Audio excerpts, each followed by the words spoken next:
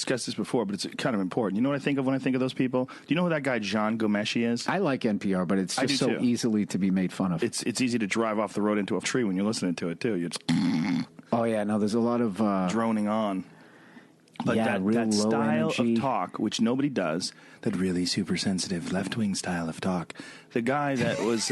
you do that really well. The main guy that did that was this guy, Jean Gomeshi, who was on CBC in Canada. Mm-hmm. And it turned out he liked to beat the out of girls when he was having sex with them. He would punch them in the face and club them in the head, and it was crazy shit. And one girl came out... and he would do it without asking them. It was like, That's a strong move. It's crazy. That's a strong move in the rack.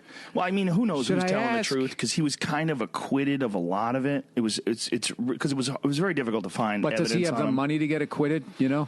Well, that's true. That's a good point. But he was fired, and there was a gang of girls that came out and said he used to beat them up. Oh wait! The guy who does the interviews. Yes, he talks like this. Bill Burr. So tell me, Bill, how did you get into bugged me one time when I'm not saying all those. I don't know what he does in his personal life, but Russell Peters was on there. And he just goes he's like, Russell, you have 9 cars. And Russell's like, yeah. And he goes, why? And it just fucking like making him feel bad because he's doing well. He's, and then Russell had to basically justify it and come up with money. And now I can have it. And I'm sorry. I've made it. Wow. And I like cars. Wow. Yeah, so he's a twat. No, I'm not saying he's a twat. That's just saying just right there. Well, even if there, that bugged me. I hate when people do stuff like that. He had to hit somebody.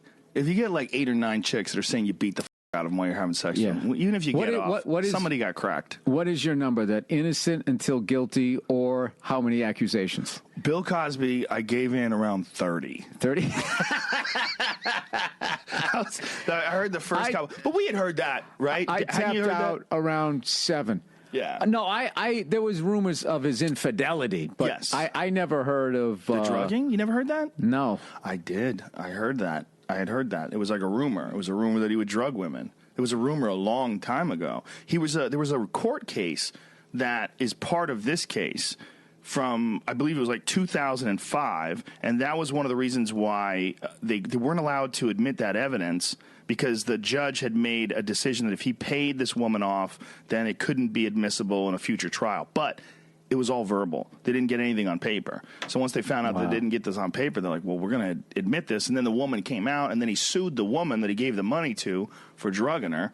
And the whole thing is very, very sordid. But with Bill Cosby, I think it's up to like 50 or something crazy. Yeah. So you got to wonder, out of those 50, there's probably like 12 that are just crazy. Like, he drugged me too. Yeah. But the fact... But the fact that he'd still be over 30 is just nuts. I think was one when all that shit came out about Trump, right? He did this, he did that, blah blah blah. It was all pretty pedestrian, sort of like, oh, he grabbed my boob and then took me in the back, just really generic. Sort of like, it's become sort of the cliched story. And then this one woman, so I'm sitting there going like, all right, the Clintons are fucking filthy. Who knows if they paid these people? Who knows what the fuck's going on? It's right before just when this is coming out. So I was going, all right, we'll see. And then finally this woman came on and she goes, so he made advancements at me. And she goes, I just pushed him away and said, get real, which is the perfect thing to say, because you're in your 20s. He's like fucking 106. It's like, yeah, right. Are you serious? So she goes, I said, get real. And then she said, he thrusted his genitals towards me and said, get real. Yeah. And she said that, and the way she imitated him, I was in the car with my wife. I said, he fucking did that one. He did that one. There's no fucking way. That is just too specific. Like, I got the creeps of, like, get real. So I wonder what the logistics are, or the legality is, rather, of the audio tape. Like, if you don't know you're being recorded, like, you know you're being recorded for a show, you're wearing a microphone, but you don't know you're being recorded while you're on a bus. And you're talking about grabbing him by the pussy and all that. He was talking, to me. Talking trash. He's talking shit. Yeah, like Joey Diaz would say something like that, and I would be fucking crying, laughing. And he would be egging it up. He would ramp it up. He would make it way exaggerated because he knows it's funny. He's going for the laugh. Yeah. If you're sitting next to Trump and he's like, I just grabbed him by the pussy, you'd be fucking crying, laughing. That's why Billy Bush, I defended him on my podcast. Like I'm not saying the guy's a great guy, but to fire a fucking guy because of a fucking 20-second clip from 11 years ago. What's he supposed to do? He's interviewing the guy, and what you're supposed to do is keep the interviewer happy. Yes. The interviewee happy. So if he's, grab him by the pussy. Hey, grab him by the pussy. Yeah. But he's not even saying anything bad. Billy Bush didn't say anything bad. He just didn't admonish him. This guy at work said, well, when he said to the woman, go over and give him a hug, he became part of the sexual assault. And I was just like, what sex? There was no sexual assault. What they were saying, if he actually did it, was... But the whole thing was just like this. Just, you know, I understand women getting flipping out about it as far as obviously just the whole, it would be them. But yes. What they don't know is the way guys talk when they're not there. Yes. And I'm going to say, dude, the fucking shit that we've said. And we say it for fun. Yeah. We don't say it because we really want to go grab someone by the pussy and pick them up like a bowling ball. Yeah, we say it because it's funny. It's funny, and you're talking. And it's completely ridiculous and inappropriate. Yes. Yeah. Yeah, like Joey Diaz is a perfect example. I will say, if you do have $1 billion, what I'm learning through Cosby and all these fucking guys is evidently you can do that.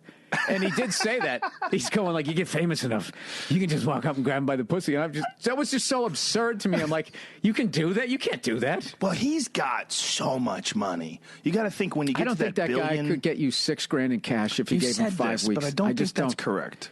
I think he's leveraged out quite a bit, but I'm pretty sure he'd go to the ATM and get $6,000. But I know you're exaggerating too. $6,000's a funny number. It's a funny number. It is funny, right? I'm just saying, like, dude, there's like liquid rich, right? And your assets are paid off, and then there's, I got this, and I'm gonna take a loan against this, and then I'm gonna do that, and get some investors here, and then I'm gonna stick my fucking name on it to build my brand. There's that way where you're sort of like steroiding up your value, but at the end of the day, it's like, all right, but what? How much can you get me right fucking now? Like, I don't get that whole, like, well, all my shit's tied up.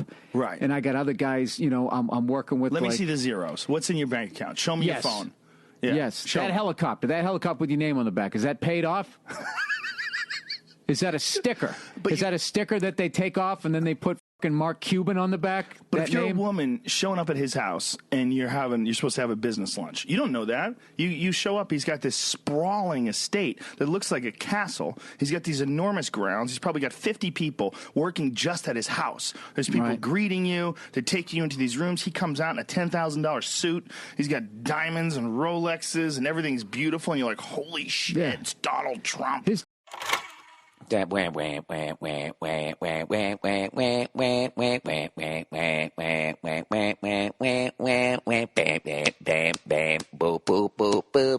my God.